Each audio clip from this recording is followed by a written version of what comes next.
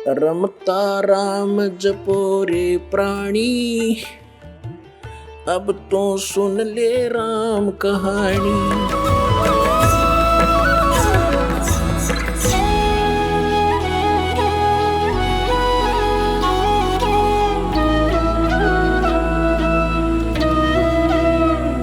अब ये क्या लिखा है, जैसे गीता जी अध्याय नंबर 15 के ही आगे अब इसमें क्या बताया कि तीनों गुण रूपी शाखा है। अब इसके लिए थोड़ा कंसेप्ट क्लियर करते हैं, क्योंकि पुण्यात्माओं ये एक नया सूर्य उदय हो रहा है और हमने अभी सितारे देखे थे और सूर्य को देखकर हमने उन सितारों को सूर्य मान रखा था और उस सूर्य को सूर्य मानना हमारा मन बहुत देर से स्वीकार करेगा। इसलिए ढेर सारे प्रमाण दिखाने पड़ेंगे कि ये तीनों गुण रूपी शाखा है। ये रजगुण ब्रह्मा, सतगुण विष्णु, तम गुण शिव जी है और ये सदग्रंथों में लिखा है, उन्हीं से हमने पहचानना है। देखिएगा ये मार्कंडेय पुराण, ये कहाँ से छपा है? प्रकाशक एवं मुद्रक है गीता प्रेस गोरखपुर, गोविंद भवन कार्यालय कोलकाता का संस्थान। ये इनके फैक्स और फोन नंबर है। इसके 123 पृष्ठ पर स्पष्ट किया है। मार्कंडेय ऋषि जी बता रहे हैं, 122 पृष्ठ से प्रारंभ करेंगे हम, या नीचे आ जाइए। मार्कंडेय जी बोले, मुने, अब यहाँ हमारे मतलब का यहाँ पर है, इसके सामने कति ये रहा। इस तरह सारे विवरण को यहाँ निष्कर्ष आ जाता। इस तरह स्वयंभू परमात्मा की 3 अवस्थाएं हैं। रजोगुण प्रधान ब्रह्मा, तमोगुण प्रधान रुद्र, सत्व प्रधान विश्वपालक विष्णु है। यही 3 देवता हैं और यही 3 गुण हैं। अंडरस्टूड हो गया कि तीनों गुण हैं, रजगुण ब्रह्मा, सतगुण विष्णु, तमगुण शिव जी। बुद्धिमान को संकेत ही बहुत होता है। अब श्रीमद् भगवद गीता को अब फिर देखते हैं, इन 4 श्लोकों को, और फिर आगे चलते हैं 16 और 17 श्लोक में। ये देखिएगा, ये पंचदश अध्याय 15वां अध्याय है श्रीमद् भगवद गीता का। इसमें से इतना ही लिखा कि ऊर्ध्व मूलम अधः शाखम, ऊपर को मूल, नीचे को तीनों गुण रूपी शाखा वाला। अश्वत्थम प्राहु, ये अविनाशी संसार रूपी वृक्ष कहा गया है। छंदासी यस्य प्रणानी, छंद माने विभाग होता है, छंद अलग अलग विभागों में और लोकोक्तियों के माध्यम से जो लिखा हुआ ज्ञान वो छंद है, अलग अलग विभाग है। यस्य प्रणानी ये तम वेद स वेदवित। गीता ज्ञानदाता ने सिर्फ 2 शब्द बोले हैं संसार रूपी वृक्ष के, ऊपर को मूल और नीचे को शाखा, शाखा वाला। और इसमें क्या लिखा है? आदि पुरुष परमेश्वर मूल वाले, यानी जड़ तो आदि पुरुष परमेश्वर है। यहाँ अनुवाद गलत किया है। अधः शाखम, नीचे को शाखा वाला। और तीनों गुण शाखा कहाँ है? ये दूसरे में, उस संसार वृक्ष की तीनों गुण रूप। और ये देखो शाखाएं, ये शाखाएं, ये शाखाएं हैं, तीनों गुण रूप शाखाएं हैं। रजगुण ब्रह्मा, सतगुण विष्णु, तमगुण शिव जी। ये तत्वदर्शी संत के लिए ऑप्शन छोड़ रखा है इसने, वो दास आपको क्लियर कर ही रहा है। तो इसने तीनों गुण भी लिखा है, तीनों गुण रूपी शाखा है। ऊपर को जड़ जो हो अविनाशी परमात्मा है, वो दृढ़ है।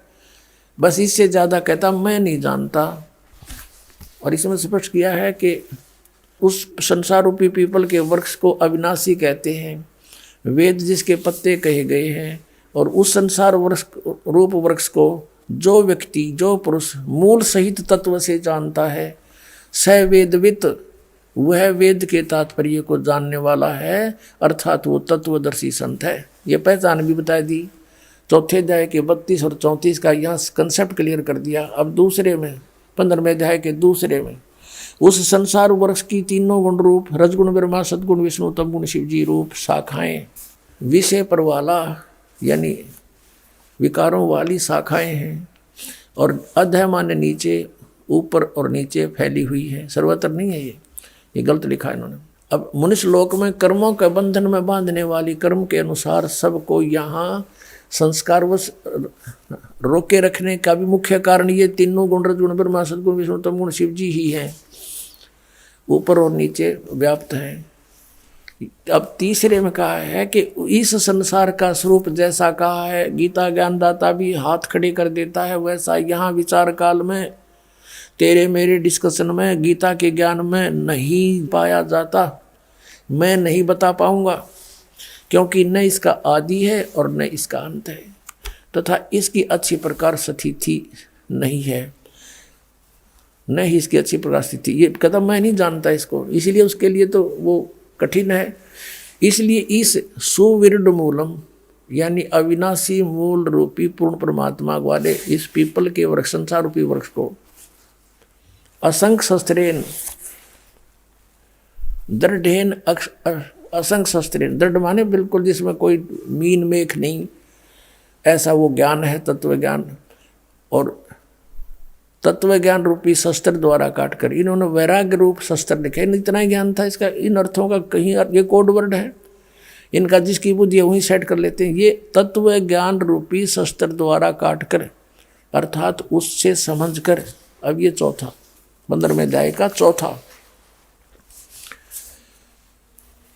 उसके पश्चात परम पद रूप परमेश्वर को भली भांति, उस परम पद परमेश्वर को भली भांति खोजना चाहिए, जिसमें गए हुए पुरुष फिर लौटकर कभी संसार में नहीं आते, उनकी चलो चलो समाप्त हो जाती है। जिस परमेश्वर से पुरातन संसार वृक्ष की प्रवृत्ति विस्तार को प्राप्त हुई है, जिस परमात्मा ने सारे ब्रह्मांडों की रचना की है, उसी आदि पुरुष नारायण के मैं शरण हूँ।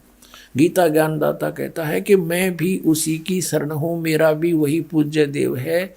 और आप जी भी इसी प्रकार दृढ़ निश्चय करके उस परमेश्वर की, तत्ब्रह्म की, उस परम अक्षर ब्रह्म की मनन और निधिध्यासन करना चाहिए, उसी की पूजा करनी चाहिए। ये गीता ज्ञानदाता भी फाइनल कर रहा है। अब पुण्यात्माओं, हम एक बच्चे को पढ़ाते हैं, बेटे या बेटी को, उसको BA MA या अन्य कोई ट्रेनिंग करवाते हैं। लगभग वो 17-18 वर्ष तक पढ़ता है और फिर 5-6 वर्ष का वो शिक्षा ग्रहण भी करने लगता है। तो 24-25 वर्ष तक हम बच्चे को फ्री छोड़ देते हैं। किस लिए? कि ये शिक्षा ग्रहण करे और अपनी 2 रोटी का साधन बना सके, नथिंग एल्स। और ये मोक्ष का कारण, ये मोक्ष मार्ग इस जैसा तो कोई इस पृथ्वी पर कर्म नहीं। इस अगर समझ में आपका आ जाएगी, और ये समझ में लाने के लिए आपको परिचित कराया जाता है, बार बार ये ज्ञान सुनाया जाता है, आपके अंदर फीड किया जाता है। और जिस दिन आपकी आत्मा उठ जाएगी, तो आप जी ने जैसे अपने बच्चे को पढ़ाने के लिए धन भी लाया, उसको फ्री छोड़ दिया, समय भी पूरा दे दिया, तब वो 2 रोटी के योग्य होता है या नहीं होता है, वो तो आगे चल के पता लगे। फेल भी हो जाए बच्चा, और पास होने के बाद भी रोजगार मिल रहा है ना मिल रहा है, फिर वो इनू का नू देखे, हमने BA MA करे, आज खेतों में हल जोड़ रहे, मजदूरी कर रहे बेचारे। उसमें कोई गारंटी भी कोई नहीं कि पूरी करके ट्रेनिंग फिर कुछ मिल जाएगा। और इसमें गारंटीड है। और क्या मिलेगा? आजीवन रोजगार, जिसमें बिना करे आपको प्राप्त होगा। गीता जी में लिखा है कि निष्कर्म में मोक्ष प्राप्त होगा। तो उसके लिए हमने समय भी निकालना होगा, 2 पैसे भी लगाने होंगे। यदि आपका यह बात समझ में आ गई तो आपको पृथ्वी पर कोई कार्य दिखाई नहीं देगा। पेट के लिए कार्य करना ये तो मजबूरी है, कर्तव्य है, करना चाहिए, लेकिन ये परम कर्तव्य है।